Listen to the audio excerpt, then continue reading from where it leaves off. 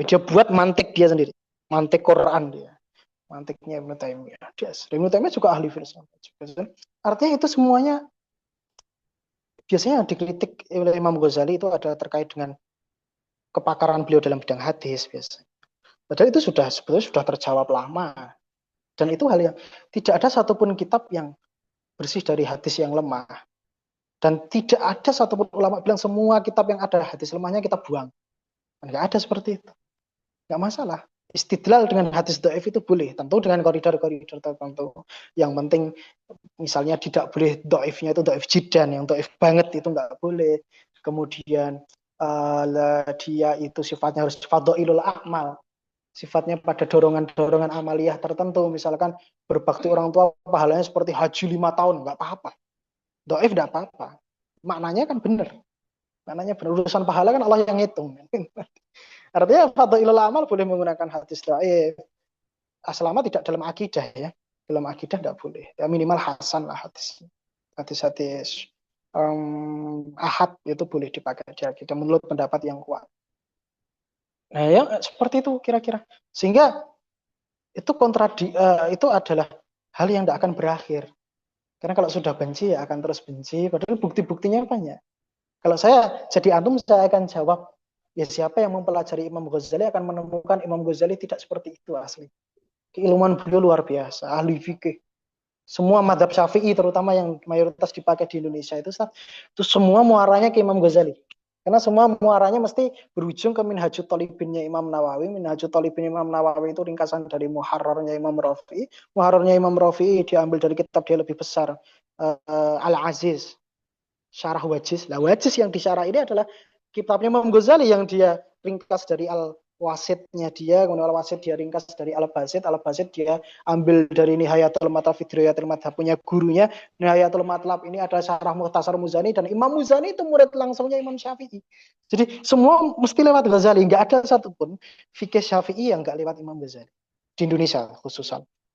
Semuanya lewat Imam Ghazali. Jadi sholat kita, ibadah kita tuh jasa-jasanya Imam Ghazali.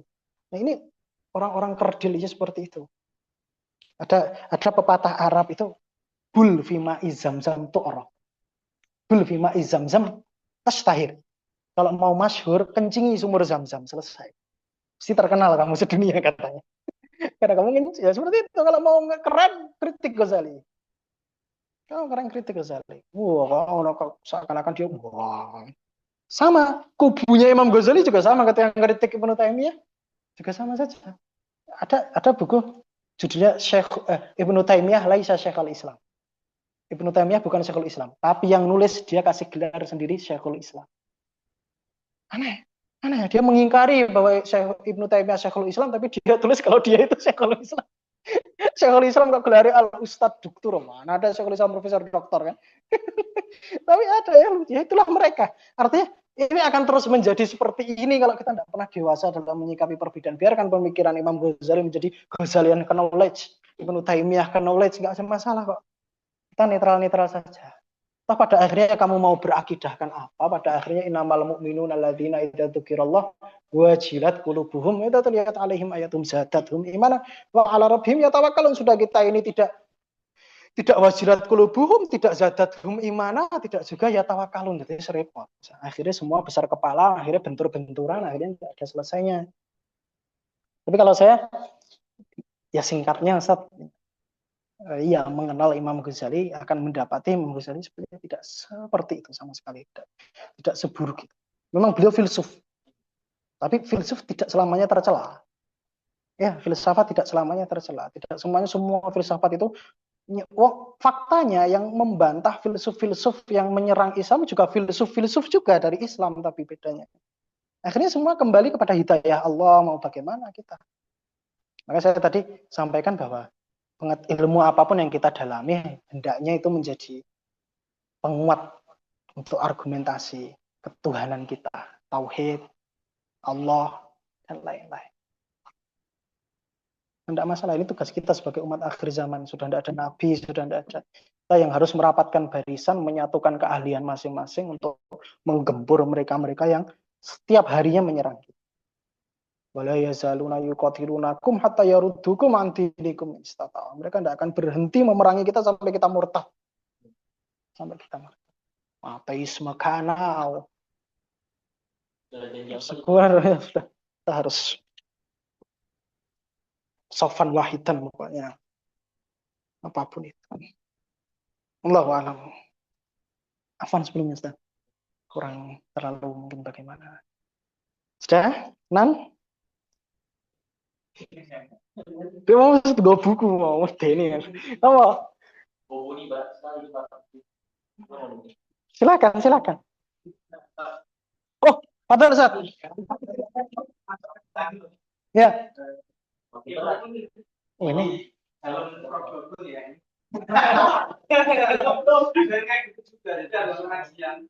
Di dalam logo itu pun ada yang juga. Kok apa takon apa klarifikasi? Mengganggu kayak gitu. Mengganggu pun yang sama-sama Islam pun ada yang enggak sepakat masalah Islam pun juga ada gitu. Jadi ya terlalu Allah. Oke santai. Ya wis terus ke engger mantep ngono ta. La akrahu Roblox wala uharimuhu walakin la arda. Apa nih, Pak? Wes ta, aman. Wong kurang muni haram kok yen.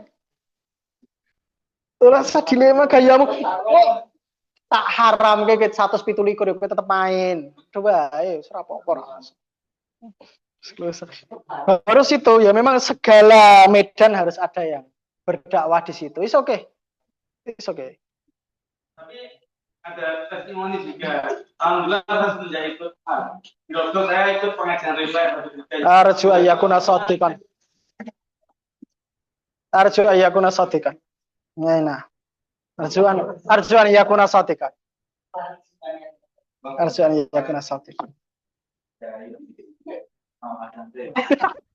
Terus gue solusi gue. Bener kulu asrabu hanian.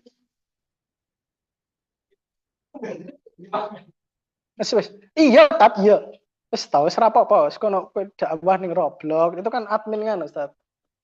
Roblox Indonesia. Kajian Majelis Roblox Indonesia. Allahu a'lam itu bagaimana. Dia antara pro dan kontra Ustaz ya seperti itu karena Roblox itu katanya produk Yahudi gitu. Saya enggak tahu saya seperti itu sih. Terus aku ya yang ngono wae ta wis Roblox wis kono wis iso. Kenapa? Iki materi sing kamu dapat dari sini sampaikan di Roblox. Kan apa-apa. Lah aku ki mendukung loh, Tat. Cara orang kan tak usir gitu. Aku mendukung lho piye to. Lho iya tak diskon akeh men kowe iki iso ngaji kok. Orang piye gini. Semua itu asal bismillah. Asal rozan bener. Sama. Tidak qala rozan. Tidak qala rozan fasaddiquhu. Innal qaula ma qala rozan. Sebenarnya apa nan Mesir tekan ra Mesir nan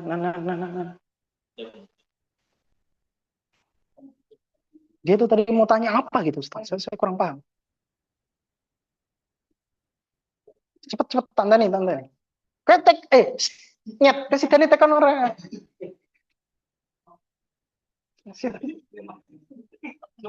curhat ya salah nama dede kok curhat mana papa dede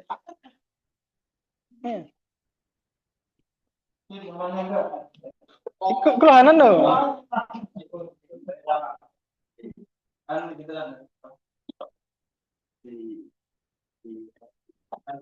belajarnya kan di pelajaran agama sama sains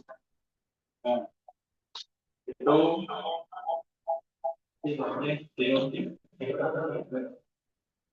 dipadukan agama dan sains. Oke. Ada itu tadi itu adalah itu harus dipaksakan masuk ke sains apa sainsnya yang terus kan kadang ada yang kontra ya saya Bau biasa orang lancar lah ngomong. Maba. Terus Kayak misalnya hal yang fana kan nggak masuk ke sains kan, hal-hal yang yang nggak bisa dijangkau ya ya goib ngono. Nah, nggak bisa di huruf-huruf kamu? Oh, roh, roh. nggak bisa di apa namanya jangkau sains kan. Hmm.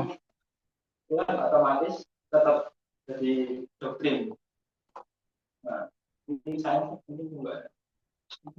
Sains itu penting atau tidak gitu ya maksudnya. Yang apa buat dipadukan. Boleh boleh penting.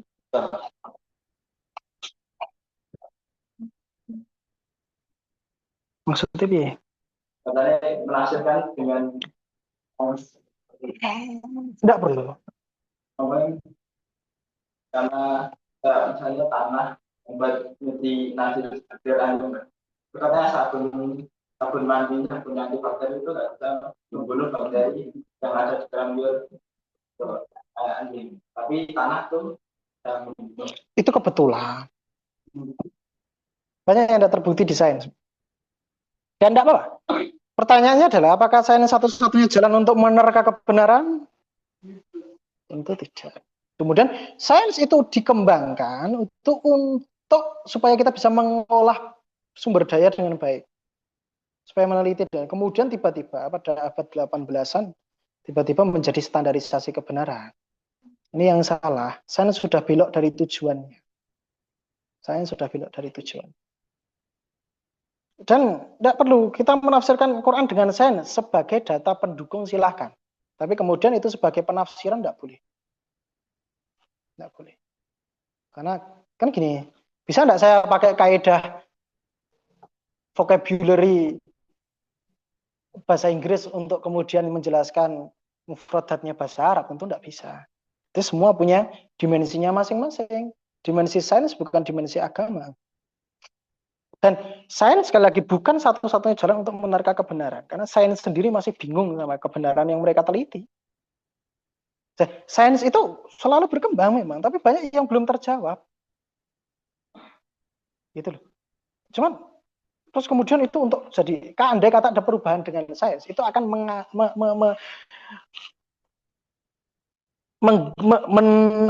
menggoncangkan Qurannya malah. Kira Qurannya yang salah, padahal sains yang digunakan untuk menafsirkan itu yang keliru. Nah, di Indonesia penafsiran itu masih booming sekali tafsir dengan sains. Itu di Timur Tengah sudah habis itu kayak gitu. Sudah tidak ada. Memang ada tafsir-tafsir pakai sains, tapi selamanya dia tidak akan kompleks sebagai Quran. Karena Quran itu petunjuk, bukan buku biologi, meskipun ada biologinya. Ada tafsir seperti tafsirnya Syekh Tontowi, Jauhari. Cek aja nanti, itu sangat sains sekali. Yang mau tahu. Tapi itu tetap tidak bisa menjadi sesuatu yang bisa diandalkan. Itu hanya untuk ya kalau Anda nganggur, tidak punya kerjaan, boleh jadi. Belakangan ini kan datang orang-orang saintis yang pada akhirnya mereka menjadikan sains itu sebagai tolak ukur kebenaran, bahkan sebagai Tuhan katakan dalam bahasa lain ya, dalam tanda kutip lah. Sains menjadi Tuhan. Itu seakan-akan kalau sains tidak mengiyakan berarti tidak ada. Tentu tidak, karena sains untuk menjawab teori mereka sendiri itu juga bingung. Mereka punya teori evolusi, tidak semua hewan bisa dijawab dengan itu, hanya sebagian. Kita punya teori penciptaan, kita tidak perlu menjawab apa-apa dan tidak perlu membuktikan. Kenapa? Karena umat kita tidak punya kemampuan untuk membuktikan memang. Lalu bagaimana? Sudah kita diam, lihat aja nanti, gitu kan? Di akhirat. Orang-orang tidak percaya Tuhan, tidak lebih buruk dari yang percaya Tuhan. Jika ternyata Tuhan ada. Dan jika Tuhan tidak ada, kita tidak rugi apa-apa. Tapi jika Allah beneran ada, mereka yang ketakutan nanti. Mau gimana? Jika ternyata ada. Oh, kebangkitan tidak masuk akal. Ini tidak bisa diterka sains, tidak bisa. Memang sains terbatas karena dia indrawi. Dia apa namanya? Gosol kafir. Empiris. Ya. Sedangkan agama dikatakan tidak empiris. Orang-orang sains sudah keterlaluan. Mereka menjawab semua yang sains berarti pengetahuan yang tidak pengetahuan semu. Bahasa Arabnya ilmu zaif. Pengetahuan semu. Bisa dijadikan patokan. Terserah, itu terserah mereka. Yang mereka menganggap bahwa pengetahuan hanya punya mereka. Tidak sains, tidak. Banyak mereka yang pada akhirnya menutup mata dengan itu. Seperti teori adanya black energy atau black power. Kita tahu ada black matter, black matter. Black matter itu daya magnet yang menarik kita ke dalam lingkup gravitasi yang sangat besar, sehingga semua seperti itu. Tertarik ke dalam galaksi itu dalamnya. Kemudian orang-orang ilmuwan menyimpulkan bahwa dengan adanya black matter, alam kita itu akan terus berkembang. Tapi tidak cepat, karena masih satu arah tarikannya. Yang bertelut hanya massa planet itu atau massa bintang dengan tarikan black matter itu tadi. Tapi ternyata ada namanya black energy atau lawannya dari tarikannya, anti gravitasinya black matter. Nah, itu belum ditemukan, itu sumbernya mana, tapi terbukti bahwa kita semakin merenggang dan banyak planet-planet yang dulu ada sekarang tidak ada. Pindah lokasi. Galaksi ini pernah diletakkan di sini, tiba-tiba hilang, tiba-tiba. Itu kalau kita sebagai orang beriman kita lihat, ya itu kudrohnya Allah berarti di situ. Ya black matter, ya black power tadi yang terus apa jenengnya, coba searching lah. Pokoknya kita tarik-tarik.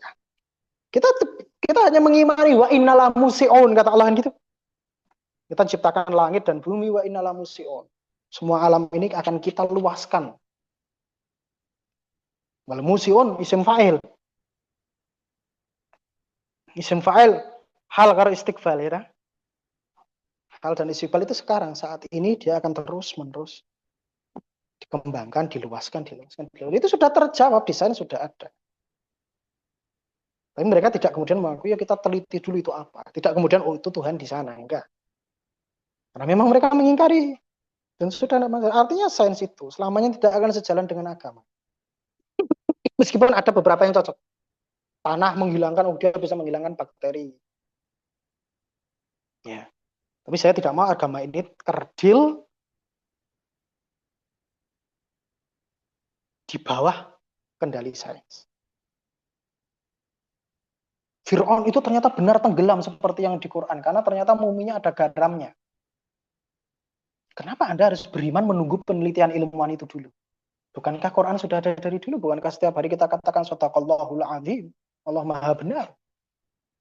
Kenapa kemudian harus seakan-akan butuh konfirmasi dari sains dulu, baru kemudian kita, oh Quran keren ya, Quran kamu bodoh kalau begitu.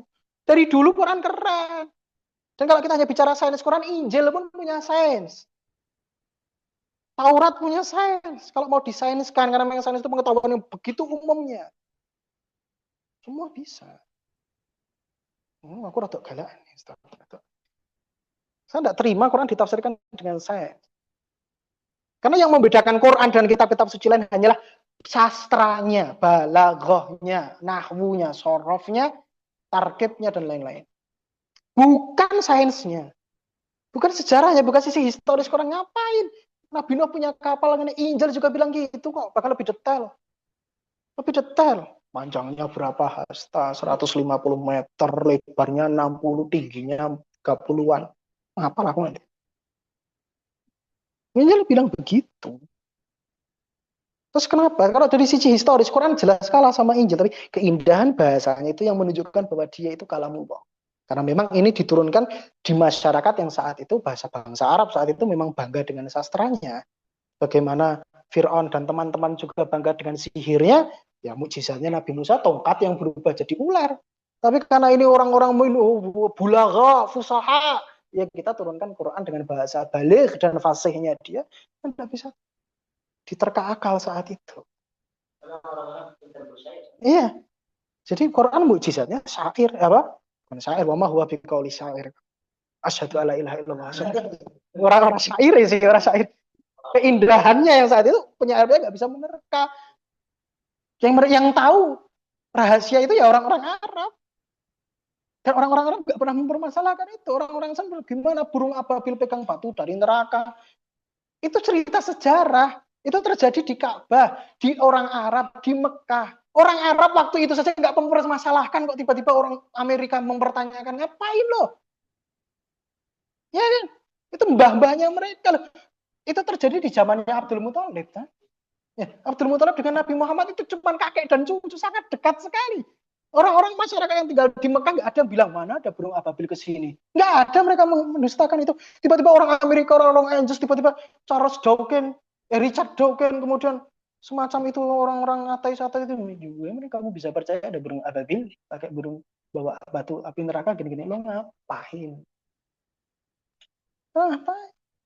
Terus teori kamu lebih benar padahal Anda tinggal di ujung sana dan itu terjadi di sana. Orang tinggal di sana, saya tidak pernah mempermasalahkan itu. Tiba-tiba itu kan cerita historis. Siapapun boleh mengiyakan. Tidak ada satupun riwayat orang Arab mendustakan itu. Kemudian orang-orang Orientalis sekarang huruf-huruf muqatta alif lam mim kaf ha ya ain sad ain sin qaf enggak ada artinya. Berarti ada kalimat. Orang Arab enggak pernah mempermasalahkan, yang punya bahasa saja dengar alif lam mim itu tunduk kok, takut saat itu.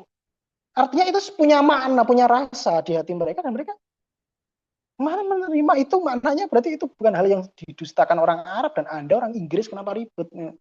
Ya. Nah, itu dia makanya. Jadi kita memahami Quran itu butuh tahu konteks, butuh tahu skala zaman dan skala pengetahuan saat itu. Sekarang kamu bilang begini lah, kan kamu sudah punya mikroskop, punya teropong, punya dulu Rasulullah tidak punya. Dari mana dia tahu? Gitu. Oh, itu mungkin ngopi dari kitab suci lain. Ya kalaupun iya kitab suci yang lain itu dari mana? Dari yang lainnya dari akhirnya dari mana semua? Yunani. Katanya Big Bang itu sudah ada di Yunani. Iya. Dan Quran nggak bilang Big Bang. Itu kan tafsirannya satu saat sekarang. Quran bilang ada Big Bang, dentuman besar yang kemudian dentuman besar itu abstrak sekali bro, belum tentu Big Bang. Dan teori Big Bang awas, dia berujung pada teori evolusinya Charles Darwin. Satu paket. Jadi kamu jangan bilang, ya Quran mengiyakan Big Bang. Tapi kita kan mendustakan teorinya Darwin. Kan? Jadi kita yang kelihatan konyol. Padahal Quran nggak bilang, wah khalaqnal arda wa samawati Big Bang. Kan Quran nggak pernah bilang gitu. Cuma bilang kalau dulu nyatu terus dipisah. Nah itu dia. Itu penafsiran kita yang membatasi Quran. Terus kita terhipnotis dengan pesona sains. Terus kemudian ternyata Big Bang dengan teori evolusi itu kan satu. Big Bang berjalan kemudian nanti ada teori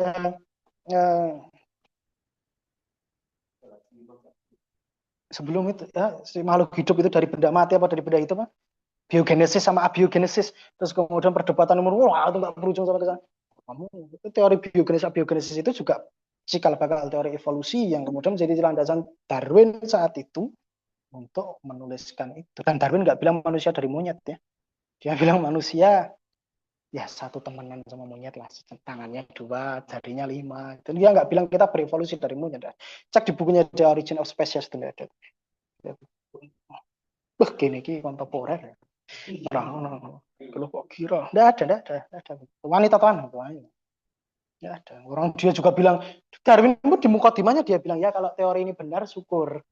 Enggak apa-apa loh. Ada yang pernah baca Origin Spesifik itu dia bilang. Dia enggak yakin dia sendiri. Dia enggak mau membukukan itu kalau enggak dipaksa sama teman-temannya saat itu. Dia bilang sendiri gitu. Charles Darwin seragu itu dengan teorinya, kemudian kita sekarang qala Darwin radhiyallahu anhu. Qala Darwin sallallahu alaihi wasallam kentir. Kamu nggak percaya para nabi, tapi kamu jadikan ilmuanmu seperti para nabi di kita kan sama saja. Kadzabtumul anbiya wa ja'altum ulama'akum kal anbiya. Terus kamu melihat yang muncul dari peneliti-peneliti dari Richard Dawkins dan seterusnya itu adalah kebenaran mutlak. Terus apa kesalahannya kita bersandar pada sabdanya Nabi sebagai kebenaran mutlak? Artinya kalau kamu bisa salah, kita juga bisa salah. Kan gitu kan?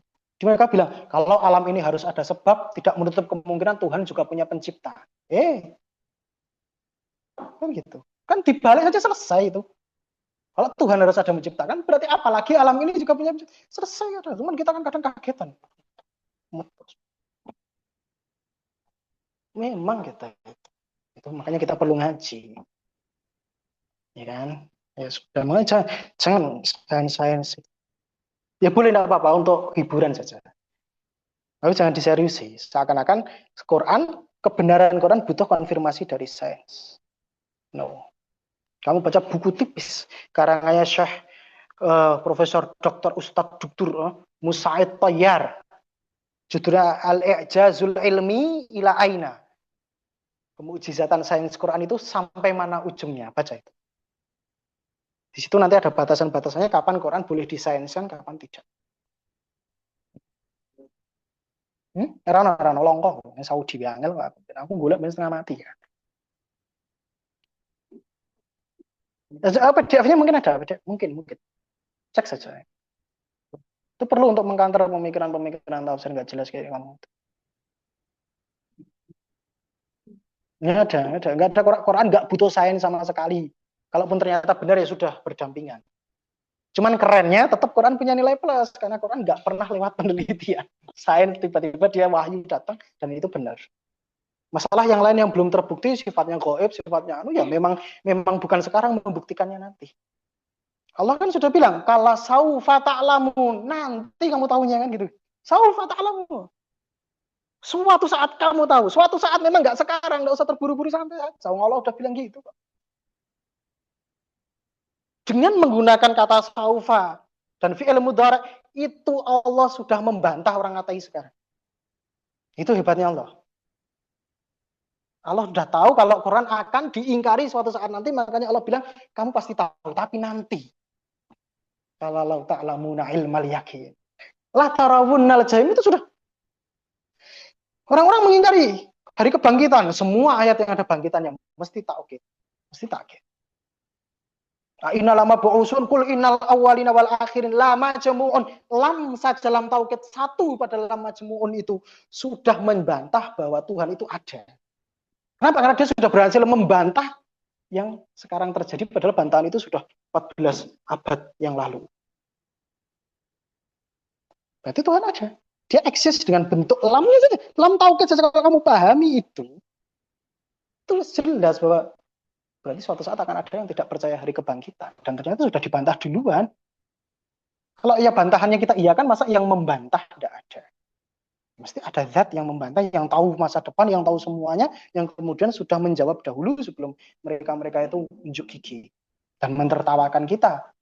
Sudah ada mereka-mereka yang punya muhadharah, punya pertemuan publik akbar apa bahasanya? Forum. Ya, forum-forum yang kemudian orang Islam konyol, mereka ketawa bareng-bareng, dijadikan lu sudah ada. Sudah ada. Itu surat apa kayak?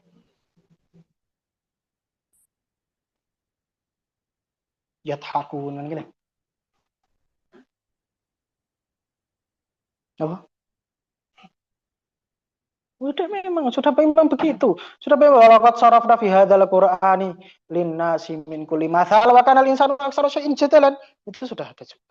Semua persis terekam psikologis mereka, watak mereka semua sudah ada di Quran, sangat-sangat rinci. Itu menunjukkan bahwa Tuhan eksis, memang ada. Dan dia sudah membantah sebelum mereka menari-nari seperti itu. Kita sudah selesai. So, Quran tidak pernah butuh sains. Tapi kalau iya, tidak apa-apa. Ayat-ayat Tuhan banyak, dan sains juga diiyakan di Quran. Ya, ulil albab, ya, teori-teori ngono kala Ustaz Rozan itu yang tahu ben ngisi materi ulil albab. Kepiye guys tekan. Orang mubalek tematik pinter. Guys tekan gitu ulil albab ya. Qurunallaha qiyaman wa qu'udan wa 'ala wa yatafakkaruna fi khalqis samawati wal ardi ila akhirih. Mudah-mudahan yang gitu. Nah, kira-kira begitu. Ya, sudah sains juga iya. Terus mereka bilang meneliti alam ini baik, meneliti alam ini kebaikan. Itu juga doktrin agama. Siapa yang pertama kali memotivasi untuk meneliti alam? Quran kan? Ya kalau enggak Injil lah. Atau siapa lah. Artinya itu doktrin religi, itu doktrin agama. Dan memang Islam itu memang punya dua sisi ya. Ada sisi yang bisa diilmiahkan, ada sisi yang tidak. Kita harus akui itu. Dan itu bukan aib sama sekali, karena kita harus meyakini bahwa sains bukan satu-satunya cara untuk menemukan kebenaran.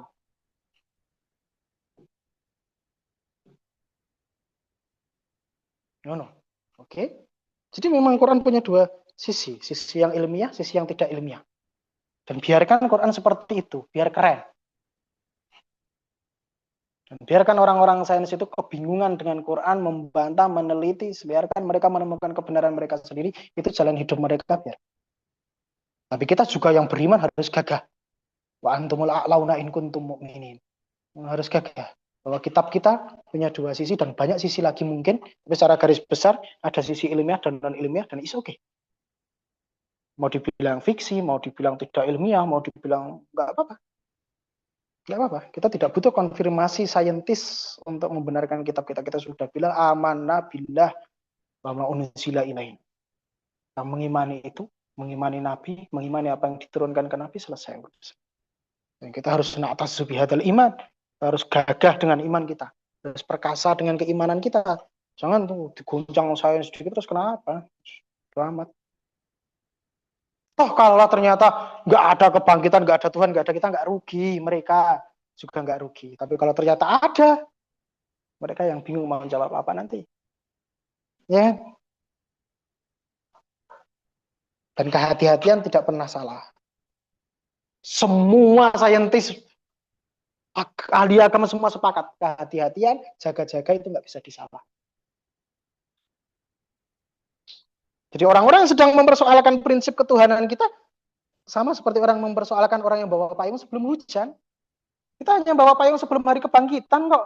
Ternyata Allah ada gimana? Makanya kita sholat, kita takut, kita begini, kita dihantui dengan kiamat, dengan sangkakala, dengan dan Anda tidak percaya, oke. Okay.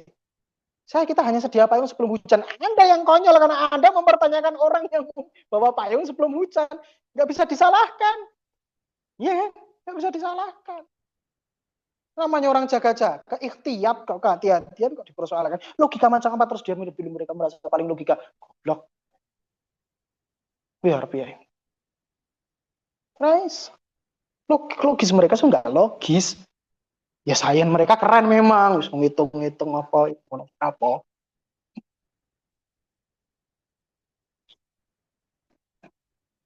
Tapi ala kulli hal, tidak perlu kita sampai seperti itu. Anda boleh bersains, tapi juga harus gagah dengan keimanan Anda, dan tidak masalah. Tapi nek Quran ditafsirkan dengan sains, saya nggak terima. Lihat saja, Quran akan membantah itu sendiri. Quran tidak perlu saya lindungi. Karena Ka'bah pun tidak perlu dilindungi oleh Quran. Paham sir? Mufasir.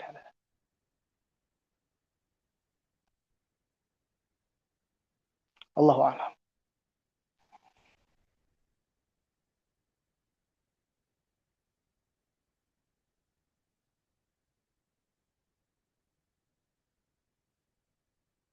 Terus Mesir mau tanya nggak?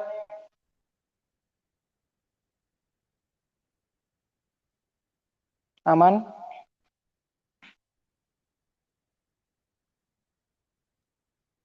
Aman, Pokoknya belajar nahwu, sorof, balaghah, Quran akan memberi kita banyak hal yang keren. Karena kuncinya di situ, memang kemujizatannya ada di bahasanya. Sastranya lah biasa. Apa sih? Cukup. Ini tadi karena keluar 3 kali jadinya mungkin jadi 4 part, Gus. Dan keputusnya Ya salam. banyak. Ya salam. Tadi Bisa. saya nggak kerekam sih ya. Iya, antar Terus di part kelas ada yang krisis nggak aku kerekam. baleni. Mungkin besok yang di situ aja yang ngerekam, Gus. Atau gimana? Atau yang sinyalnya lancar lah, Anas atau Kafka gitu. Allahu a'lam, Allahu a'lam.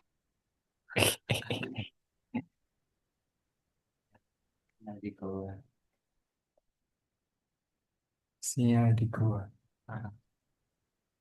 Memindahkan gunung Uhud lebih ringan daripada ngerekam. Zis, gue mau tak Zis, mati konur. Coba, lah itu kendalanya apa? WiFi ini mau. Coba. Iya, wifi kok. Israf syarat. Yang Sapi. Terus piye? Ya wis karepmu ah, pokoknya aku tugasku mengajar, wis tak ajar. Siap, aman. Syidullah anni qad balagh. Wis urusan tarkim semacam itu ya, merekam itu entel. Apa teman-teman di sana gimana? Saya ngikut. Soalnya Ya, nggak boleh aman. tekan dindi pecah. Hmm.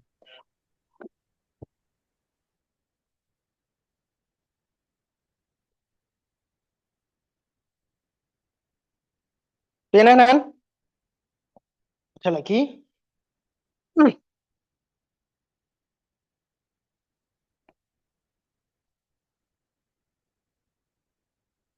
Mahasiswa. Dia mau tanyakan lagi tidak? Oh, yes. Tahu jawabannya sih tahu. Apa Nasab? Luar biasa yang paling kayaknya sudah paham semua. Beda sama kita.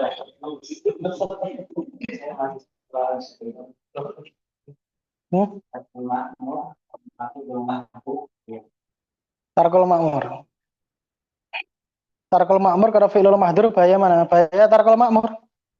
Tarkul makmur itu meninggalkan yang diperintahkan. Kalau fi'lul mahdur melakukan yang diharamkan atau yang dilarang. Mana lebih bahaya? Lebih bahaya tarkul makmur, meninggalkan yang diperintahkan. Dalilnya apa? Iblis taroka sujud. Nah, tarkul makmur. Dan Nabi Adam fi'lul mahdur karena dia makan buah khuldi. Dia melakukan yang keharaman. Dan Allah menerima tobatnya Nabi Adam dan tidak menerima iblis. Berarti di mata Allah tarkul makmur lebih bahaya daripada tarkul mahdur. Nah, kemudian alasan logisnya apa? Karena tarkul makmur itu ngeyel. Kalau fi'lul mahdur mungkin khilaf. Nabi Adam tuh nggak ngeyel sama Allah loh. Dia dihapusi setan, ya kan? Dibohongin setan. Tapi nah, iblis murni ngeyel, murni pakai logikanya, murni anak khairun minhu khalaqtani min nar wa khalaqtahu min tin. Saya dari api, saya lebih baik. Nah, maka biasanya tarkul makmur itu lebih ngeyel daripada yang fi'lul mahdur. Fi'lul mahdur itu melakukan haram, itu biasanya bukan karena ngeyel. Mungkin penasaran, mungkin khilaf, mungkin ya itu standarnya hamba itu fi'lul mahdur. Tapi kalau sampai tarkul makmur, bahaya. Dan dalil naklinya, ya iblis tidak dimaafkan Allah, Adam dimaafkan. Iblis taruh kamakmuran, wa Adam karo Hawa itu fa'ala mahdura. Hmm.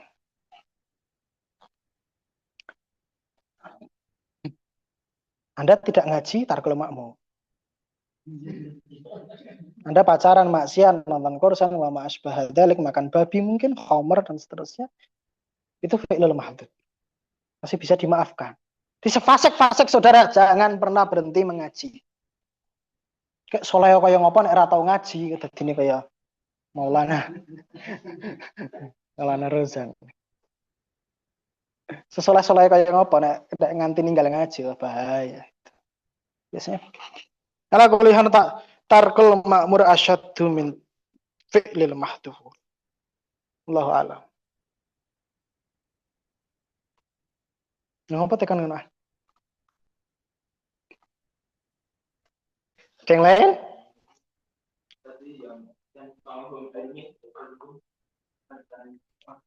Heh, yang hukum baca di itu. Kata Tuhan. Yanfa'ukum ilmi wa yadurrukum yanfa'ukum ilmi wa la yadurrukum taksiri.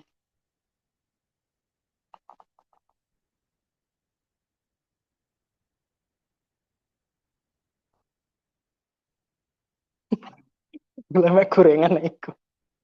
Bang mana-mana. Salam. Yang lain? Apa nan? Mau apa? Sing buku-buku sains agama sains mau. Ya gue mau. Agama itu doktrin iya, enggak juga enggak. Jadi dia doktrin. Tapi dia bukan doktrin memaksa gitu enggak. Ya. Tapi agama itu lebih suka menjelaskan. Makanya la ikraha fiddin. Karena ya qad tabayyana rusydu minal ghayy. Barang benar kalau barang elek hitam putih itu sudah jelas, tidak perlu ada paksa. Dia doktrin, tapi dia bukan otoritarian doktrinal. Dia bukan doktrin otoriter, doktrin memaksa gitu. Otoritarian, pokoknya. Senang ngerti pokoknya. Dosenmu kalah ilmiah rak. Kira jangan wis tua-tua. Arep sekono kuliah dinikmati. Ora tekan. Apa meneh? Jadi kalau ada satu yang mengkampanyekan itu kamu jangan kagetan, baca juga yang kontra dengan itu. Biar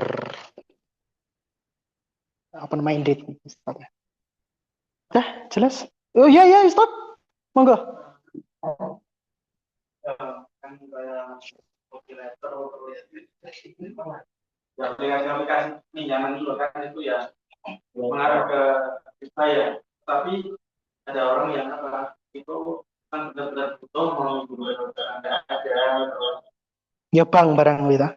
ya bisa kena bisa dipakai itu apa namanya kayak dia itu ada darurat itu rumah darurat. Enggak, enggak bisa. Enggak bisa, tergantung. Ad-darurat tuh bil mahdurat.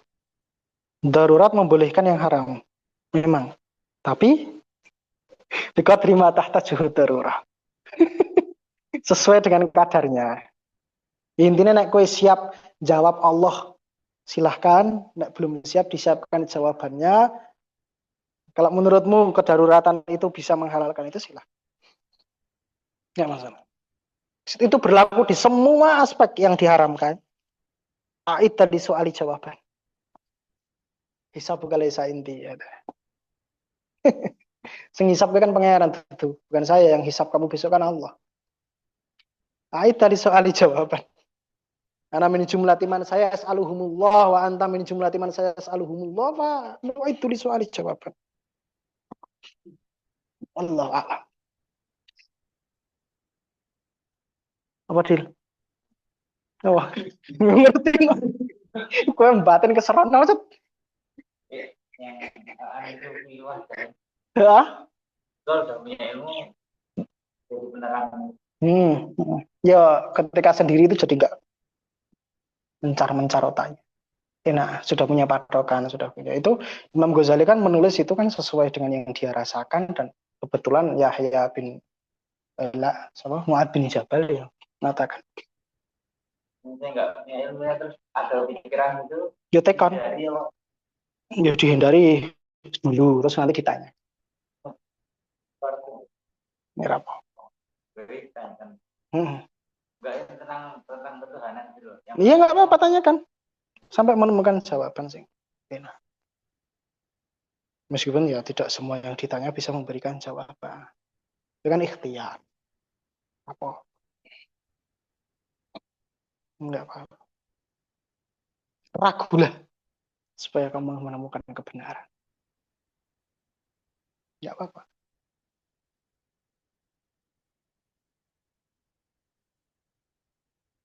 Terus tunjuk pertanyaan.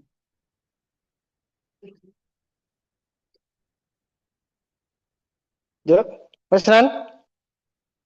Satu cukup? Semua ya?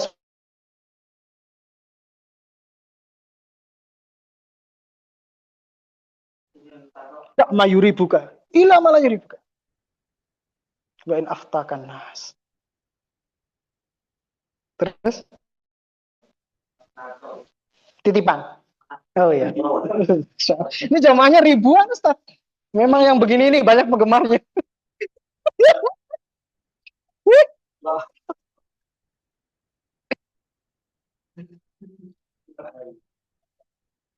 Mungkin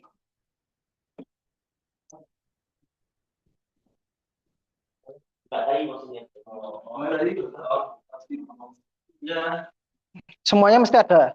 Hal-hal syubhat itu pasti ada. Makanya syubhat itu nggak ada hukumnya. Intinya famanita kau syubhat wa tistabro'a fi irdihi wa dinihi. Syubhat itu hanya butuh ketakwaan, bukan butuh hukum sebetulnya. Ya, garis itu syubhat itu cuma butuh ketakwaan, bukan butuh hukum. Dihukumi namanya syubhat mesti ada yang bilang boleh, bilang enggak. Kalau memang dasarnya enggak takwa ya dia pasti cari yang membolehkan. Masalahnya kan begitu kan. Apalagi beliau ya itu. Apalagi yang begitu. Makanya Nabi nggak banyak ngomong bahwa al halal bayyin wal haram bayyin wa bainahuma umurun mustabihat. Closing statementnya kan faman ittaqa syubhat wa qad istabra li irdihi wa dinihi. Simple Nabi itu. Yang halal jelas, yang haram jelas, yang syubhat ya yang penting kamu takwa mesti bisa ketemu jalan keluar. Kalau memang dasarnya nggak takwa mau semua mengharamkan ya tetap kayak orang rokok itu semua sudah bilang nggak boleh ya tetap aja jalan. Ya sama aja. Saya bilangnya oh ini khilafiyah. Ya memang begitulah orang-orang. Jadi syubhat itu sudah tanyakan ke ketakwaan kamu sejauh apa selesai. banyak yang membenarkan itu biasanya. Iya kiai-kiai yang mengalami. Kalau saya pikir kan dulu kan ada merokok. Ada merokok, jadi kan merokok. Ada merokok, ini aman. Oh, sekarang kalau dari merokok, baru ada yang Haram. paham kalau Memang seperti itu. Jadi ketika ada orang yang bilang merokok makruh, perhatikan dia merokok atau enggak. Kemungkinan 50% rokok. Ya bisa.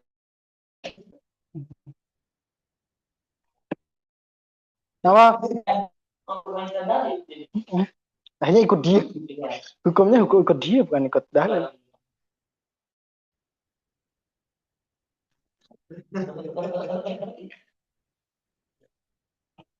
Sondri nih ramah tua. Sebenarnya sih sudah paham. Itu menggampangkan. Yang lain intinya ngaji. Apa nan? Iya. Sampai datang hidayah. Wes jelas? Yo. Masya Allah. Jadi kan yang juga ya. Ini ya ini tapi kayak nggak kawan ini. Menanyakan Allah itu apa kamu? Ya Allah ya Allah. Ya maksudnya kalau presiden kan udah diganti lah kalau dulu kan kita nggak ada ini apa terus besok pas udah kita balik itu kita ngapain? Terus habis itu terus kita ngapain tuh? Oh. Ya orang apa-apa. Enggak. Ada yang Iya. Ora kene lho.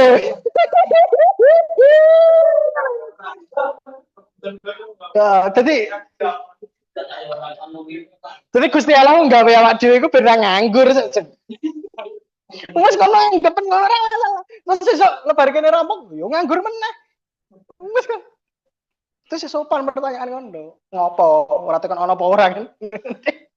Ya udah apa-apa, sudah. Berarti Allah sebelum kita ngapain? Sudah nganggur, saya bilang aja gitu enggak apa. Dan itu enggak mengganggu keimanan kita. Dan Allah kan tadi fa'alu lima yuri idza arada nganggur ya nganggur, Pak. Enggak masalah. Nah, dia nganggur memang. Setelah ini kita ngapain? Enggak tahu kan, belum terjadi. Besok aja kita enggak tahu. Itu tenang begitu. Tapi ilmiahnya Allah menciptakan bidayah dan nihayah, waktu permulaan, waktu akhir itu kan untuk makhluknya. Artinya kita itu terdoktrin bahwa sesuatu ada awalnya, ada akhirnya, sebelum itu apa, setelah itu apa. Pertanyaan itu kan lahir setelah ada fiksasi bahwa sesuatu itu butuh awal dan butuh akhir. Ya kan? Baru ada pertanyaan sebelum awal itu ngapain, setelah akhir itu ngapain. Nah ini hudud zamaniyah ini, batasan waktu ini Allah buat untuk makhluknya. Maka kaidahnya al-makhlukun yajri alaihimus zaman wallah la yajri alaihimus zaman. La yajri alaihis zaman. Makhluk itu berlaku baginya hukum waktu, hukum tua, lapuk, pudar dan seterusnya. Sedangkan Allah tidak berjalan, waktu itu tidak menjangkau Tuhan. Sehingga Allah tidak tua, dia tetap dia, dulu dan besok tetap sama. Karena adanya kita menua, presiden diganti, itu semuanya kan karena ada periode waktu itu tadi. Dan periode waktu hanya berlaku pada koridor makhluk, sedangkan koridor kholik tidak ada periode waktu yang berlaku. Jadi di surga bagaimana? Surga pun makhluk, maka dia punya koridor waktu. Makanya Allah nggak bilang, kalau Allah bilang kalian kekal di surga, itu bukan kekal mutlak, karena dikekalkan. Karena dikekalkan, awas. Dan surga, itu Allah nggak bilang surga akan selalu ada. Allah bilang ada selama ada langit dan buminya surga. Tak ambigu sekali. Surga akan selalu ada. Selama langit surga ada, buminya surga ada. Ya memang begitu kan, logis. Jadi Allah nggak bilang surga itu ada, kekal seperti kekalnya Tuhan. No, Allah bilang khalidina fiha ma damati samawati wal ard.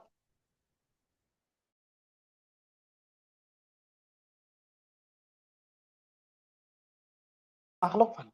Tapi kalau fana bimakna kemudian dia akan hancur, dia tidak. Karena Tuhan tidak menghendaki itu. Bukan berarti mereka kekal seperti kekalnya Tuhan. Kekal yang dikekalkan kan dia wujud yang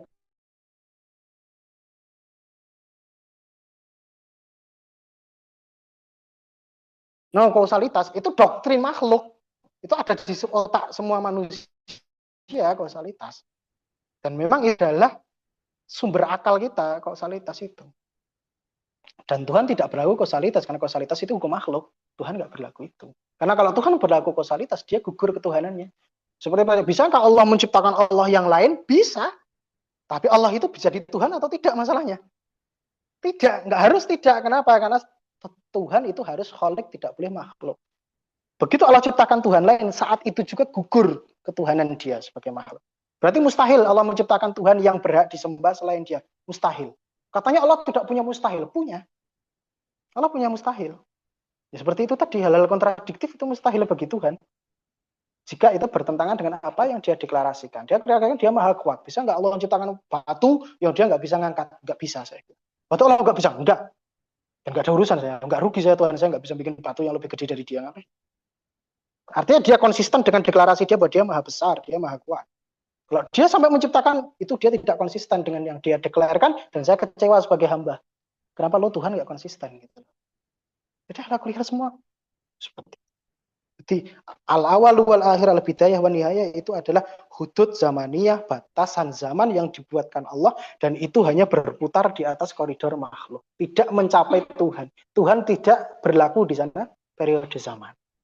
Sehingga tidak bisa kita tanyakan awalnya ngapain kemarin. Makanya ya jawaban paling enak kayak tadi. Allah sebelum nyiptain kita ngapain? Lah nggak tahu, mungkin ada makhluk lain, mungkin nganggur, is oke. Kenapa Tuhan nggak boleh nganggur ya? Kayak gitulah dia. Jadi memang seperti itu dia. Nggak bisa dipertanyakan. Bukan nggak boleh ya, tapi nggak bisa. Anda boleh mempertanyakan, tapi itu akan berujung pada akhirnya Tuhan adalah Tuhan dan memang harus begitu, kan nggak keren. Udah saja. Kenapa Tuhan mau mengetahui apa buktinya? Nggak tahu kita buktinya. Tapi setidaknya Tuhan itu harus mengetahui hambanya, masa enggak? Kan aneh juga dia. Dia jadi Tuhan kok kalah tahu sama kita kan? Jadi ada hal-hal yang memang begitu jawabannya.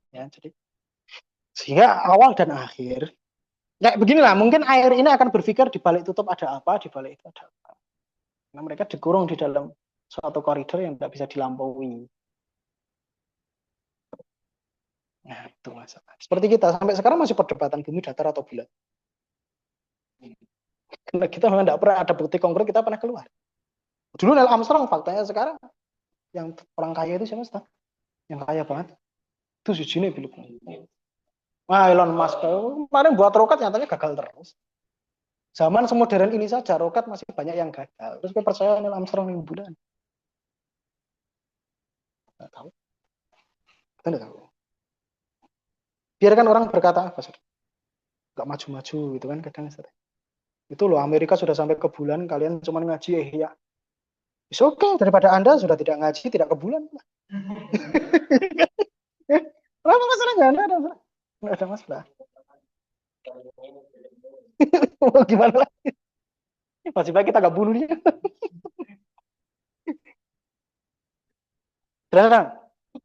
Jadi lorong waktu itu berlaku di makhluk. Ijra'uz zaman, keberlakuan zaman itu hanya di makhluk. Tuhan nggak boleh di bawah bentang waktu, dia tidak boleh. Artinya dia, makanya doktrin akidah kita kan la awal wala akhir kan, karena Allah bukan tidak punya awal, tidak punya akhir. Karena awal dan akhir itu batas waktu, dan waktu tidak berlaku bagi Tuhan. Selesai. Oleh sebab itu Tuhan tidak lapuk, tidak menua, tidak berubah, tidak. Nah, semua perubahan, semua pelapukan itu adalah konsekuensi waktu, hukum waktu. Allah a'lam. Saya tidak tahu ya. Ketok ngono. Jangan terlalu percaya sama saya. Saya lulusan SMA. Ijazah saya sama ijazah ini.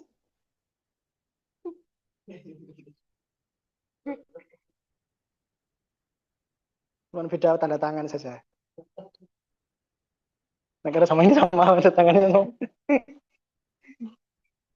Allah. Terus?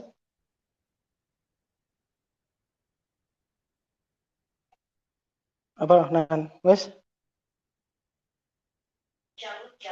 Cibit. Lem aman lem, Den. Wes. Wes.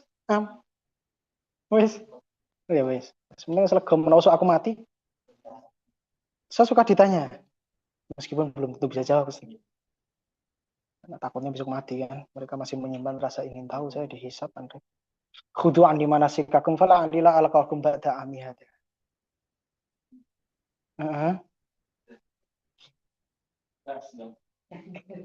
Setahun masih kuat. Antum patokannya ini, ya antum bendera putih kita bubar ini. Antumnya. Apa nah? Kita kesam subuh. Cepat.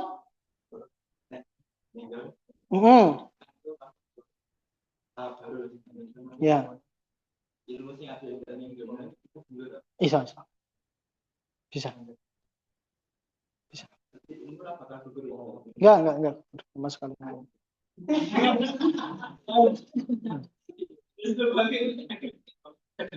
Enggak gugur. Saya juga tidak tahu nanti bagaimana kembalinya. Karena bagi saya memori ilmu itu melekatnya di ruh, di jiwa, bukan di otak. Karena banyak punya otak nggak punya memori. Orang ngerti ya kalau ketoke. Aku yang tahu mati nih. Dia tanya setelah meninggal bagaimana Ustaz? Saya belum pernah. Allah, orang ngerti. Kayak moga-moga iso. Kalau dari cerita-cerita yang sudah berlalu seperti masih bisa. Harusnya masih bisa. Udah? Lagi? Seru ya?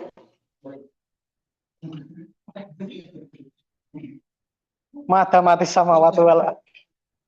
Selama masih ada langit dan bumi bertanyalah nah.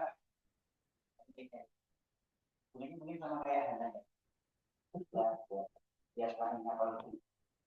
malaikat itu belajar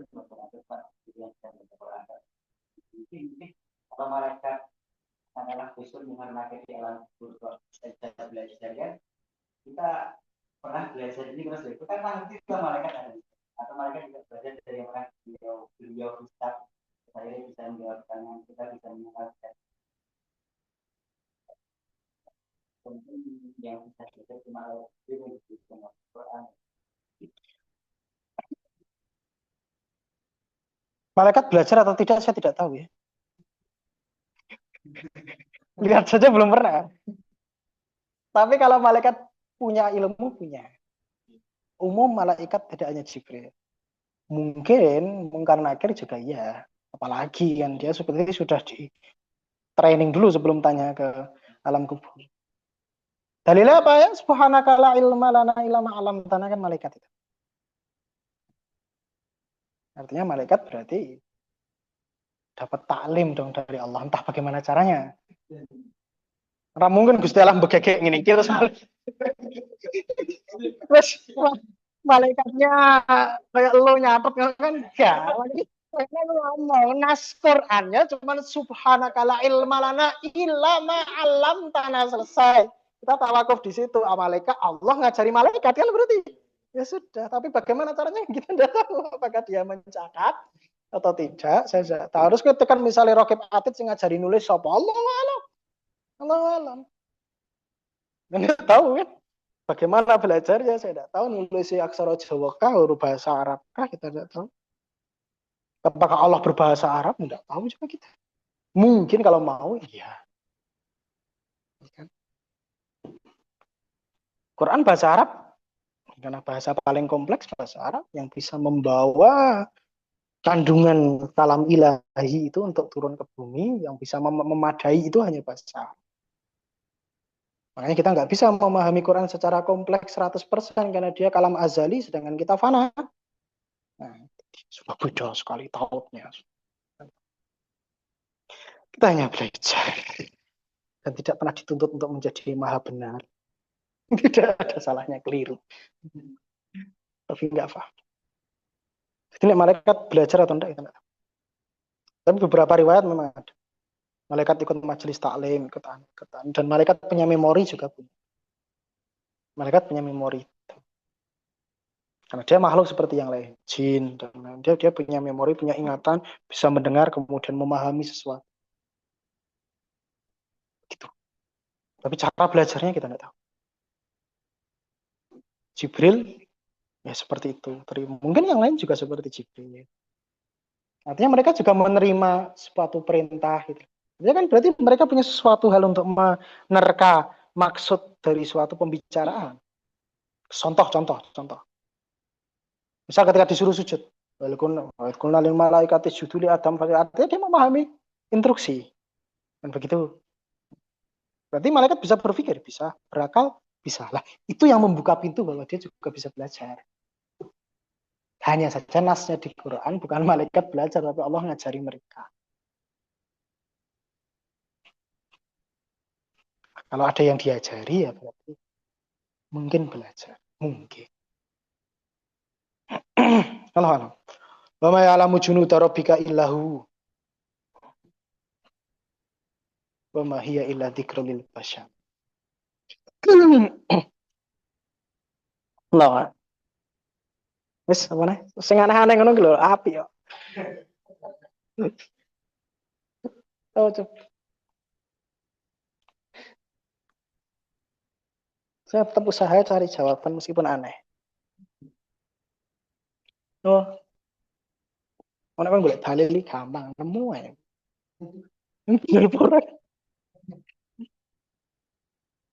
Idza ijtahada hakim fa akhta falahu ajr.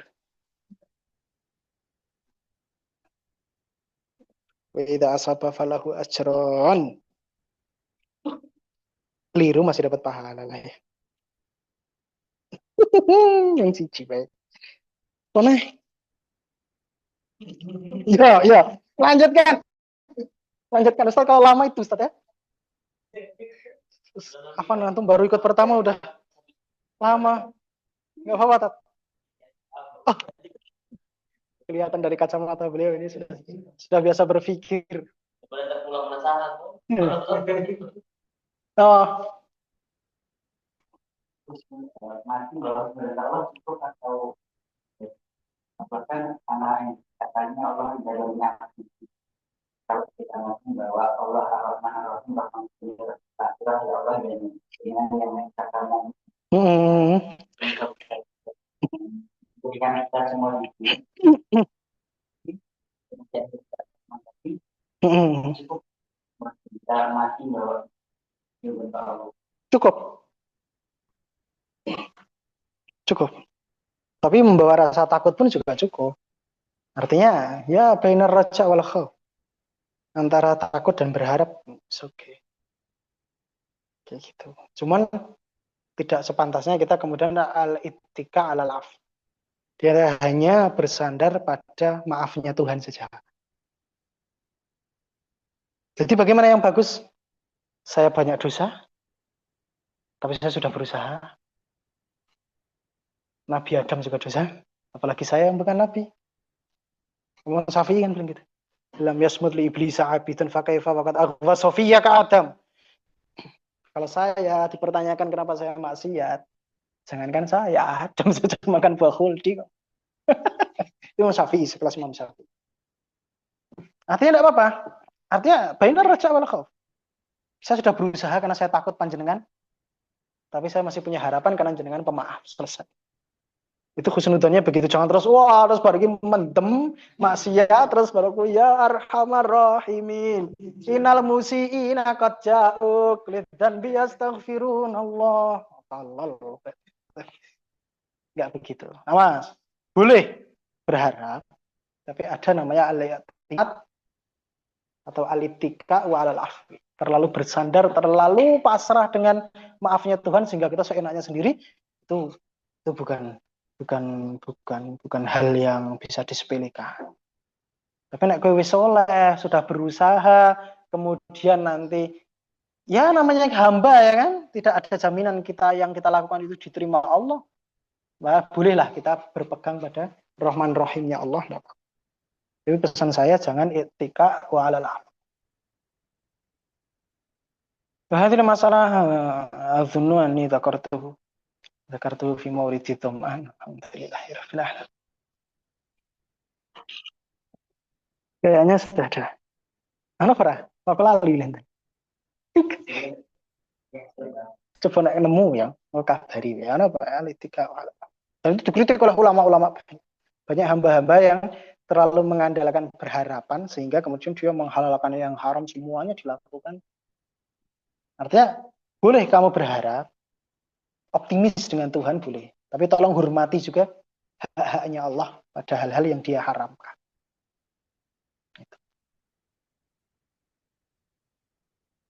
Ini bainar raja wal khauf.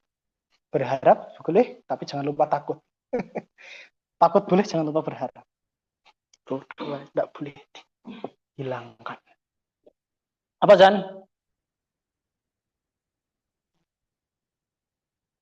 Miss? Aman? Yang lain? Nan, wes? Bat? Zis, aman? Lusir cukup ya? Tekone Eropa, biasanya tekone Eropa. Aman, cukup. Cukup, oke. Cukup. Ustaz Ahmad ini kenapa ikut-ikut tanya, Ustaz? Saya jadi grogi. Merinding, ngeri sedap juga jawab antum ini. Cuma tadi yang beranak yang bertanya. Saya mohon maaf, Ustaz. Berani menjawab. Terus pantasnya. Enggak. Tuntutan aja ini, Ustaz. Tuntutan sosial. Kalau dia mau sebetulnya mufasir ya. Dia mufasir ya, Allah. Mufasir tanpa Quran. Keren kan? Mufasir semua Ibnu Katsir, Tabari semuanya ma'al Quran, mufasir bidunil Quran. Masya Allah. Alim alamah alami khalqillah. Mufasir bidunil Quran. Buat nafsir ke apa? Alam mafrad an yajri samakani wa nas'aluhu jami'an.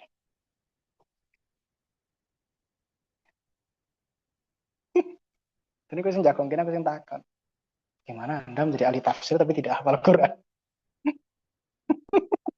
Ya Hanan ya Manan ya Qadimal Ihsan jidlana bil ghufran. Agak lain memang. Jelas? Yes, cukup ya. Semoga bermanfaat. Aku pengen aku lah. So tantunya ya dulu. Maaf Ustaz ya. Saya anak kecil. Saya kakak kelasnya Aam. Ini kumis ini khilaf aja dia tumbuh. Minta dikit ini.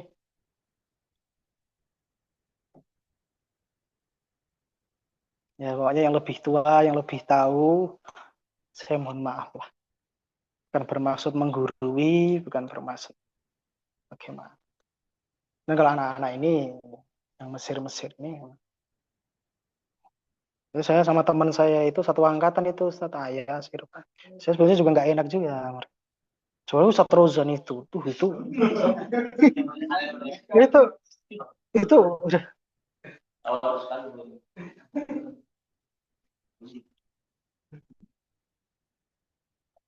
bainahu wa baina Rasulillah itu darajatun wahidah.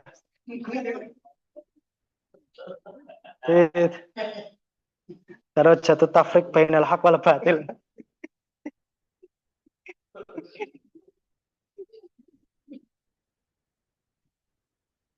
Tidak tahu lah sudah ya. Ya kalau keliru diingatkan. Saya ini kitab berat. Kiai saya pun sepuh-sepuh juga dulu. Saya masih seperti ini. Si imut kan. Ngajar ini agak gimana. Cuman lihat umat mungkin butuh. Ya dilema, Ustaz. Dilema saja. Ya kalau keliru ya diluruskan. Kira-kira sesat ya diluruskan.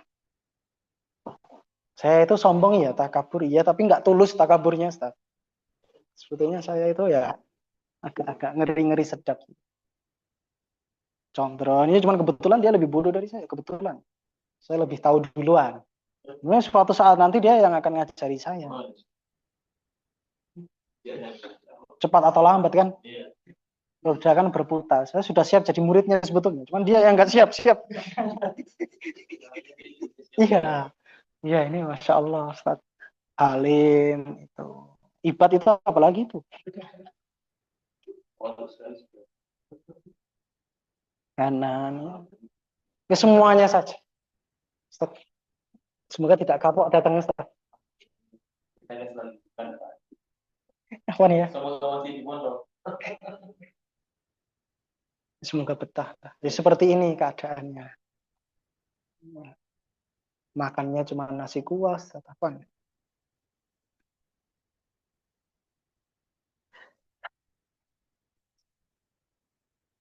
Apa nih? Pernah menurut saya, aduh. Antum asli mana? Berarti nggak bisa bahasa Jawa ya? Aduh, saya terlanjur tadi. Nggak terlanjur ada Jawanya. Ini antum gini-gini ternyata.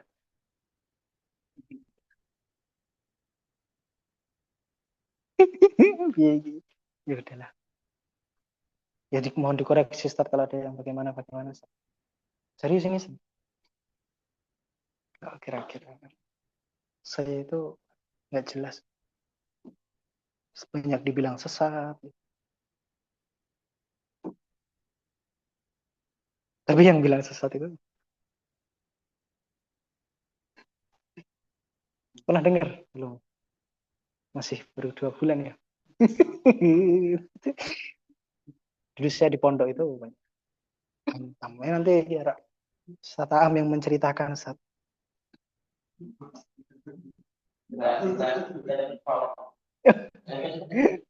Semoga sudah diberi sekapur sirih prakata atau mukadimah atau apa namanya. Ya subhanallah. Subhanallah, subhanakallahumma bihamdika asyhadu an la ilaha illa anta astaghfiruka. Ya pokoknya saya sangat terbuka sekali Ustaz. Sebagai anak-anak ya. Saya malah senang kalau ada yang meluruskan. Dan harus butuh konsensus. Banyak lulusan SMA. Minder juga Ustaz. Tapi gimana lagi, nggak tahu ini anak-anak. Karena mereka ini yang memaksa saya mereka ini.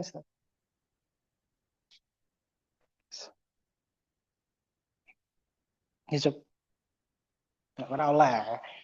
Apa menang tua ora?